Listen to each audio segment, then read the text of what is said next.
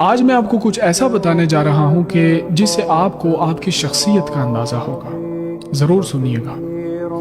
ایک مثال دوں گا کہ بارش کا قطرہ جب ہاتھ پر گرتا ہے تو وہ پینے کے قابل ہوتا ہے، اور اگر وہی بارش کا قطرہ کسی گٹر میں گرے تو پاؤں دھونے کے قابل نہیں رہتا.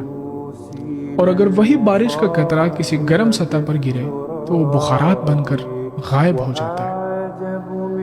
اور اگر وہی بارش کا قطرہ کسی خوبصورت پھول پر گرے تو دیکھنے کے نظارے ہی الگ ہوتے ہیں.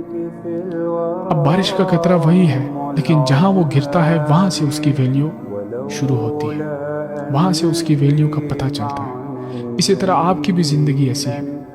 اگر آپ کے اٹھنا بیٹھنا، آپ کا سلام دعا، آپ کے مجلسوں میں جانا اچھے لوگوں میں ہے، خوبصورت لوگوں میں ہے، تو آپ اچھی شخصیت کے مالک ہیں. اور اگر آپ کا اٹھنا بیٹھنا، سلام دعا اور برے لوگوں سے آپ کا واسطہ ہے تو آپ یقیناً بری شخصیت کے مالک ہیں.